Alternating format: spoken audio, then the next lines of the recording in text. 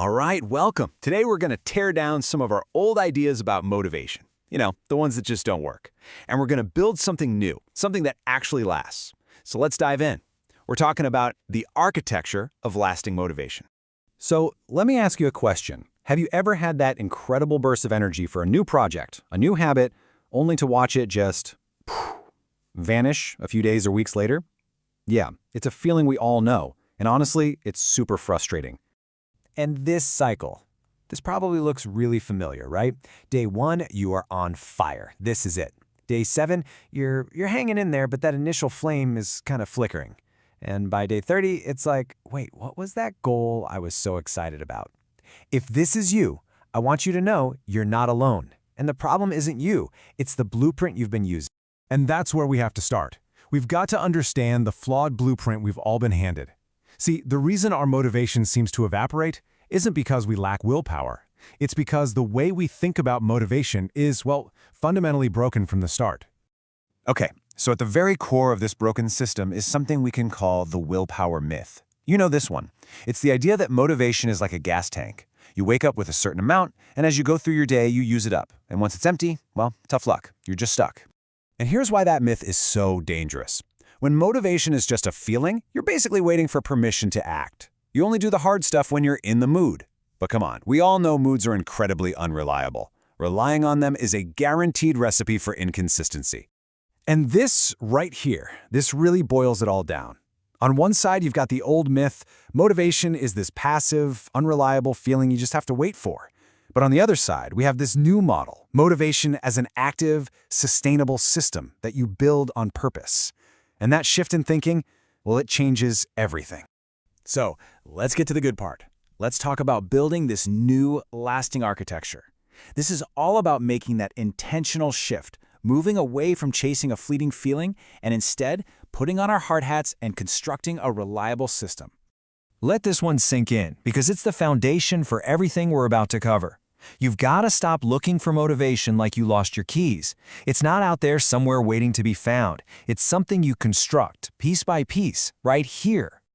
So how do we actually build it? Well, it all rests on 3 main pillars. First, we're going to design our environment to make the right choices the easy choices. Second, we'll build systems to put our good habits on autopilot. And third, and this is a big one, we'll focus on our identity to make it all stick. Let's break them down. Okay, enough with the theory. Let's get practical. This is where we move from just talking about it to actually doing it. We're going to look at the concrete steps you can take to start laying the foundation for your motivational architecture, like today. Pillar number 1 is all about the world around you. Your physical space, your digital space, all of it. Here's the secret. Humans are fundamentally lazy. We're wired to take the easy way out. So instead of fighting that instinct, let's use it. Engineer your world so that doing the right thing is actually easier than doing the wrong thing. And it doesn't have to be complicated. Look at these examples. Laying out your gym clothes at night removes one tiny step, one point of friction in the morning. Putting a book on your pillow makes it the obvious choice over scrolling your phone. Each of these is a small, smart architectural choice that just gently nudges you in the right direction. All right, on to our second pillar, building a system. Your willpower is going to fail you. Your memory is definitely going to fail you. But a good system, that just runs on autopilot. The whole goal here is to take making the right decision out of the equation, because that's where we usually stumble. And these systems can be so simple. A habit tracker gives you that little dopamine hit when you see a chain of successes. And habit stacking, it's genius. You just glue a new habit onto one you already do, like meditating for 1 minute right after you brush your teeth. You're not creating new energy, you're just hijacking an existing routine. Now for our final pillar, and honestly, this might be the most powerful piece of the whole puzzle: identity. Real, lasting change isn't just about what you do, it's about who you become. See, the goal isn't to run a marathon, the goal is to become a runner. That tiny shift in how you see yourself, it's absolutely monumental. So how do you actually do this? You start thinking of your actions as votes for the person you want to be. Every time you lace up your shoes and go for a run, even a short one, you're casting a vote for, I am a runner. Every time you choose the healthy snack, you're casting a vote for, I am a healthy person. The focus shifts from the chore to the identity that you're building, one vote at a time. So let's bring it all home. If you only remember one thing from all of this, let it be this. The goal is to stop trying to feel motivated. The goal is to build a system so good that motivation becomes irrelevant.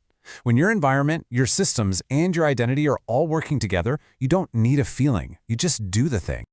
And I want to leave you with this idea. This isn't about being some kind of superhuman with endless grit. The people who consistently get things done don't necessarily have more willpower than you. They've just learned how to be better architects of their own lives.